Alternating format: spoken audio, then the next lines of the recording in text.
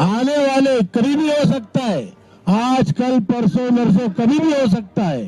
आप भाइयों बहनों, आप जीतने वाले हो। जितना आपने इस आंदोलन को, इस कुव्यवस्था के खिलाफ खड़ा किया है, बड़ा किया है, जितने आपने आज तक कष्ट भोगे हैं, उन सब कष्टों का फल आपको जल्दी मिलने वाला है।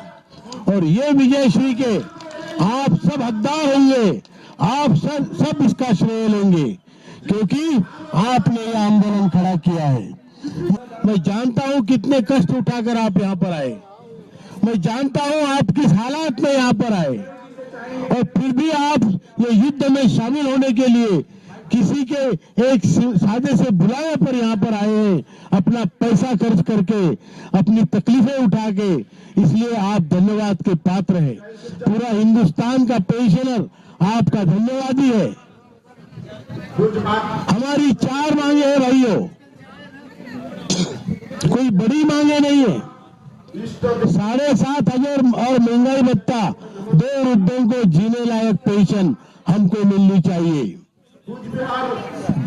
पति पत्नी को मेडिकल सुविधाएं, अच्छी मेडिकल सुविधाएं मिलनी चाहिए। इसके अलावा सुप्रीम कोर्ट का हायर पेंशन का निर्णय है, उसको अक्षरशः शब्दशः बिना भेदभाव के लागू किया जाए। और जो लोगों को ईपीएस के दायरे में नहीं लाया गया, लेकिन उन्होंने ईपीएस के संस्थाओं में काम किया है, उनको इसमें एक्स पोस्ट फैक्टो मेंबर बनाया जाए, या तो फिर उनको 5,000 रुपए पेंशन दी जाए। ये 4 मांगे लेकर हम चल रहे हैं।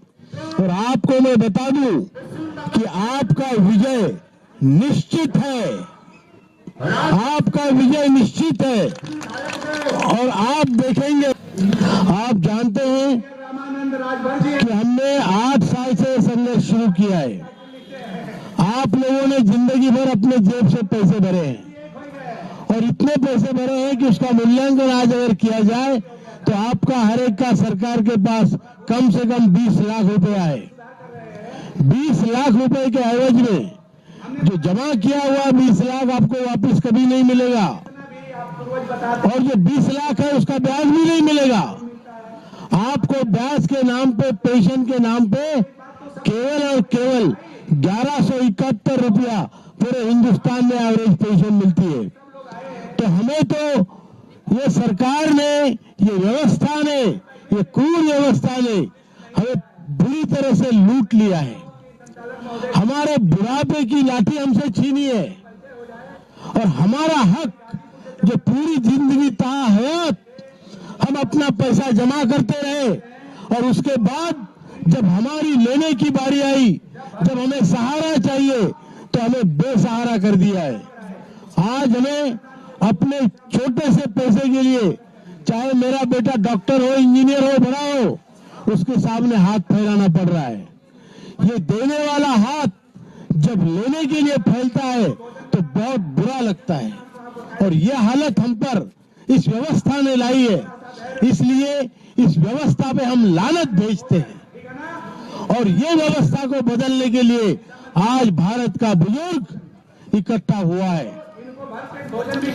आज राजस्थान से आप जो लोग आए हैं, तो दुनिया में एक उदाहरण है कि बड़े बूढ़े लोग, 60 साल की उम्र से ज्यादा लोग इकट्ठा होकर, बिखरे हुए लोग इकट्ठा आकर, बिना जाति धर्म का दोष दिए हुए, बिना जाति का, बिना धर्म का कोई वहां पर वाद किए हुए इकट्ठा आकर आपने इस सिस्टम को झुकाया है, और इस सिस्टम से आप वो ले रहे हैं जो आपका हक है। ये बहुत बड़ी लोकतांत्रिक लड़ाई आपकी रही है, और इस लड़ाई के आप विजेता है, विजेता होंगे, निश्चित होंगे।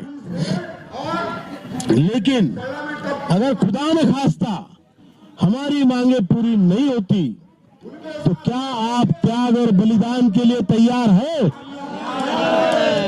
अगर हमारी, मुझे यकीन है हमारी मांगे पूरी होगी।